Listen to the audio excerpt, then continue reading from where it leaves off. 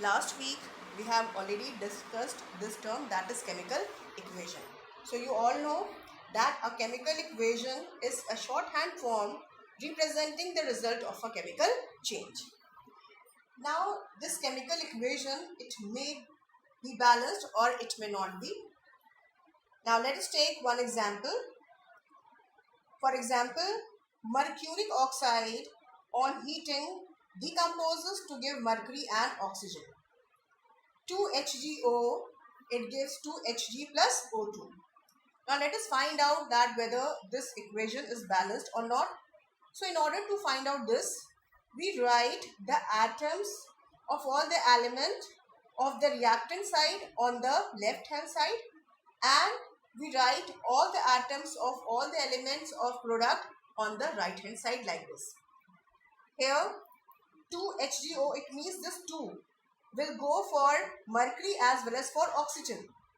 If 2 is written before the formula of a compound, then this 2 or if any other number is written, it will go for all the elements which are there in that particular compound.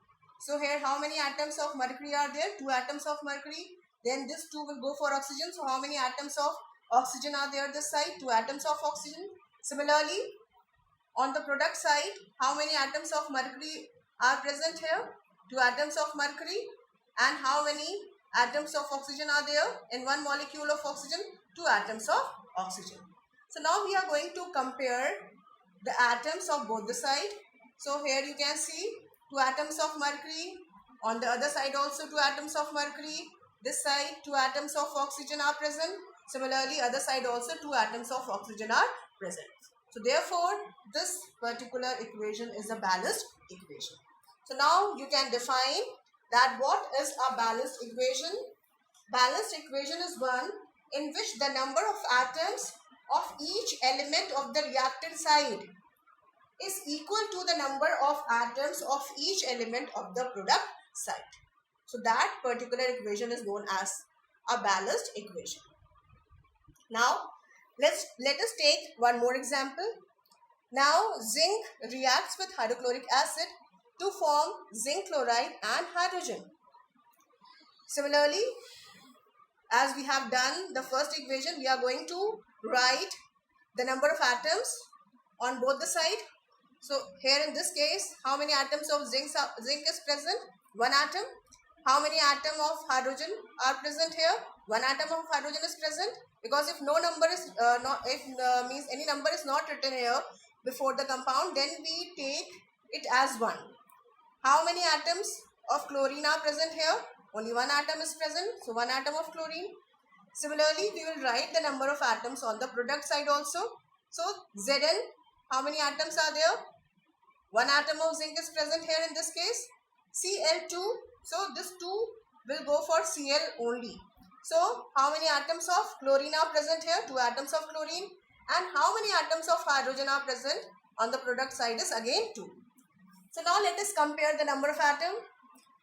Number of atom of zinc is equal, but number of atoms of hydrogen and chlorine, they are not equal. This side 1 atom of hydrogen and chlorine is present, whereas on the other side 2 atoms of hydrogen and 2 atoms of chlorine are present. So this particular equation is unbalanced equation. So what is an unbalanced equation? The equation in which the number of atoms of each element on the reactant or of the reactant or on the reactant side is not equal to the number of atoms of each element of the products. So that reaction is known as unbalanced equation. But an equation, it must be balanced. Why? Because, or just to follow the law of conservation of matter, which you have read already, that what is law of conservation of matter? That during a chemical reaction, matter is neither created nor it is destroyed. So therefore, the total mass of reactant is always equal to the total mass of the product, and therefore the equation must be balanced. I hope till here it is clear to you.